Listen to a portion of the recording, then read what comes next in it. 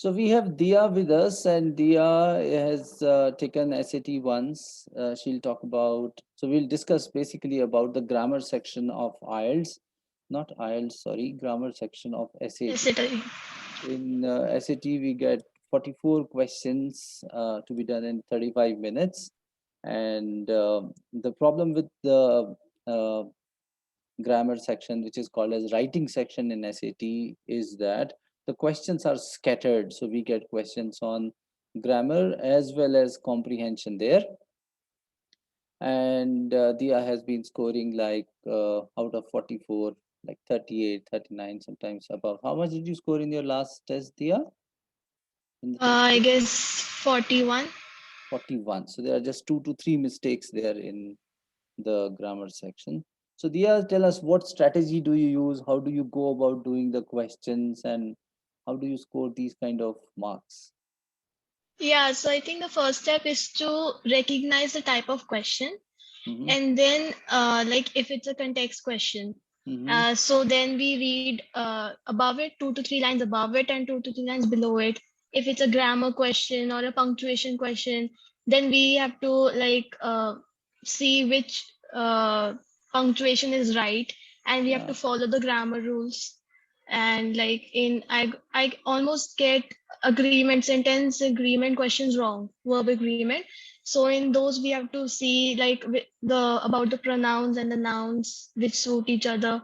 yeah. And sometimes there are tense questions, so we have to find out the tense of the passage, and Mm-hmm. then we have to connect it with the tense of the line. Okay, okay. One thing which I can talk about is how you have been maintaining your corrections log. I think that has played a very Yes. important role. So, would you be able to share the corrections log if I allow you to share? Is it open with you there? You can just Yes, try I'll open. just open it. I think that has played an important role. By the time you open it, I'll tell what exactly you Yeah. do in the corrections log. So basically, whatever small errors there are in the writing section or the reading section, Dia has been updating them in a simple Excel file with a small note of what went wrong and how to correct it. And she has been revising it um, quite often. So we are able to identify a pattern of questions by that okay, it's not that every question goes wrong. Let's say it's specific with regard to, let's say, dependent clauses or modifiers, or it is something related to context. So whatever it is, she's able to pinpoint those mistakes, and I think she's able to find out a pattern of mistakes and work on them. Yeah, is it open? Can you, allowed Yes. you to share it, if you can just show it to us? Okay.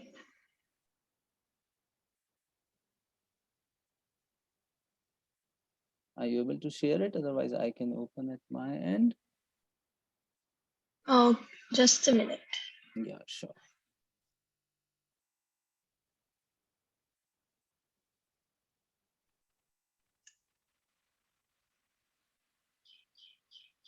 So you have Oh, been, I'm not able to share it.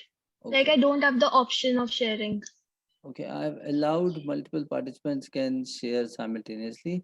No worries, I'll share it at the end, and I'll either paste a link for the corrections log here so people will be able to see how it is maintained. So basically, it is a very simple thing. It's just a 3 column Excel file which tells this was the question number, this went wrong, and this is right. So for every question where she has gone wrong for last 5 to 6 tests, she has been doing it. And that actually helps to understand and revise. So it acts as a tool to get the questions right. So let's talk about the next test, Dia, which you have recently done. This is test 6, right? Yes. And which questions are the ones which you got wrong in this one? And Mainly subject agreement ones. subject agreement one. So when you read the explanations, you are able to get the idea about Yeah. how they were corrected. Okay. One more thing which I want to discuss about is how you decide about a question. Like, how do you identify whether this question is related to grammar or this is related to the context? How do you do that? Uh, I guess like if I see the question, Hmm. like if it has many options and they are detailed, and then I found that it's a context question. Otherwise, like you have also told us about the IMPA-CTS. Hmm. So according to that, I figure out what type of question it is, because this acronym like covers all the types of questions. Like Hmm. I stands for logical meaning, and M stands for modifier, and S stands for sentence structure. So I apply this, and then I figure out the type of question which has been given. Great, great, great. So you're able to quickly identify the nature of the Yeah. question and accordingly you approach it and answer it. Let's Yes. let's do an exercise of this sort using one particular test paper which you did. So if this is the test paper here, let us just, for the sake of applying what we know, we'll try to apply on a few questions and see how it helps.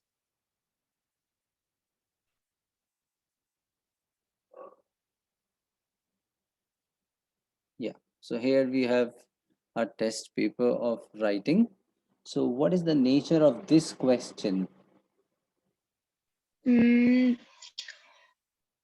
I guess this is a question which demands precision, Yeah. and uh, this is a sentence structure question, according to Right. me. So sentence correction and punctuation as well, because as I can see, the Yes. full stop, and comma. So basically, instead of reading the passage, we read the question first, and we try to Yeah. identify the nature of the question, and that gives us a clue as to what we are supposed to focus on.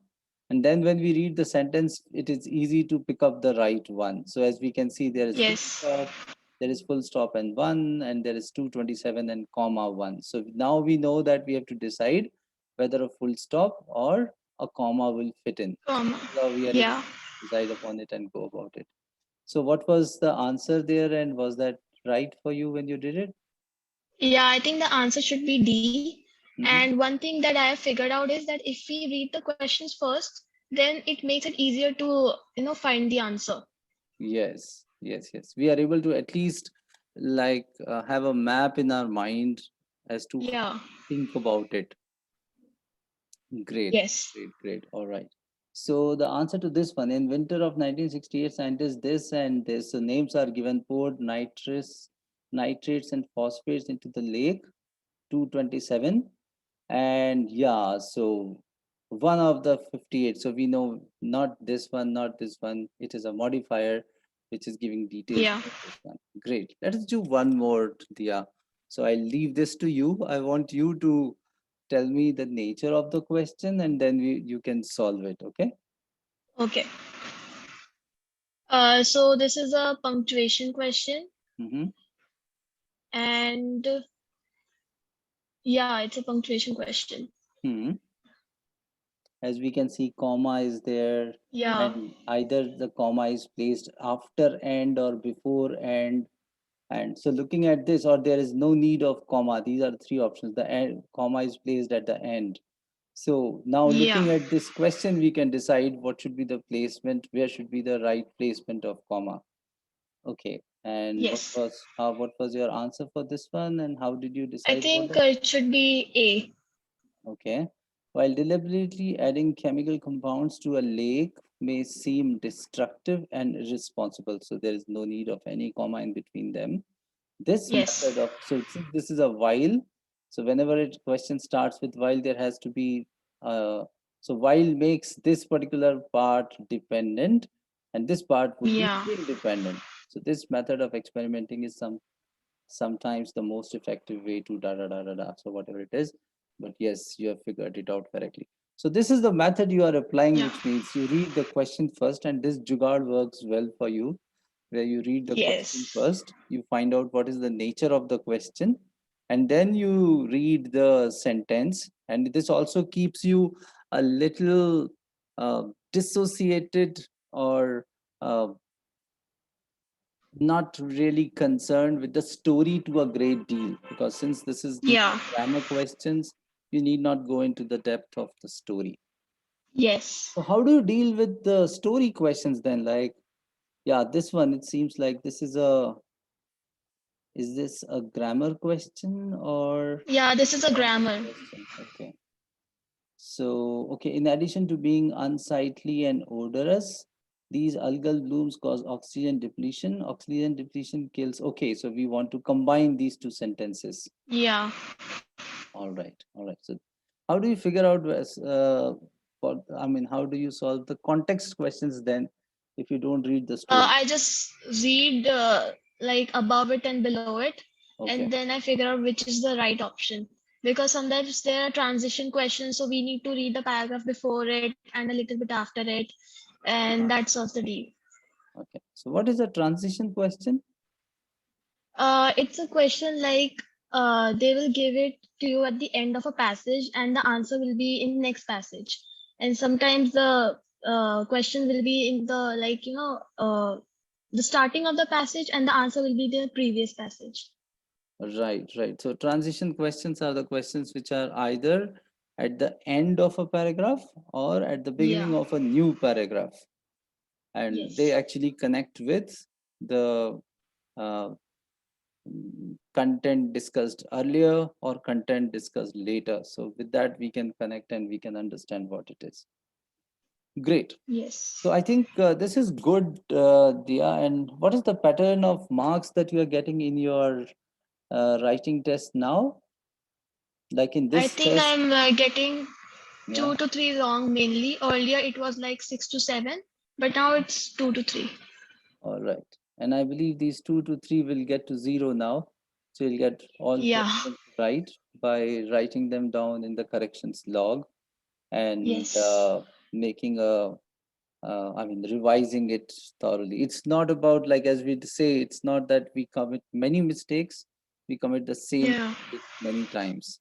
And True. I'm happy that you are, all these strategies are working well for you.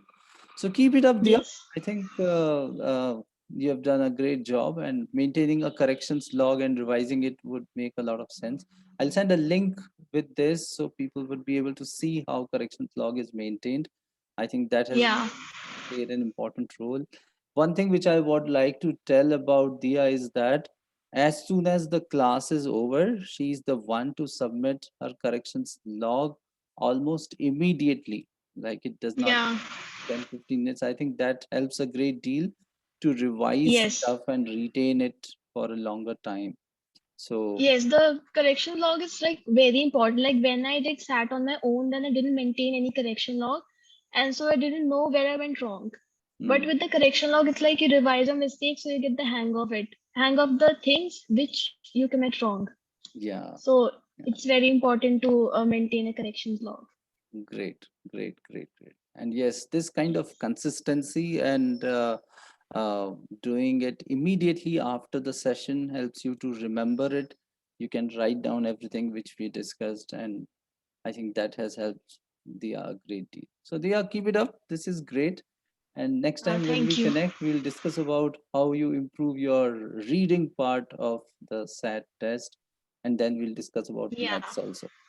And I'm sure you're going to do great in your final exam. Thank you so much, Dia. Yes. Thank Anything you. else that you want to share?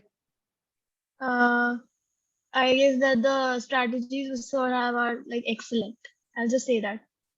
Okay. All right. Thank you so much. All the best to you. Bye bye. Thank you, sir.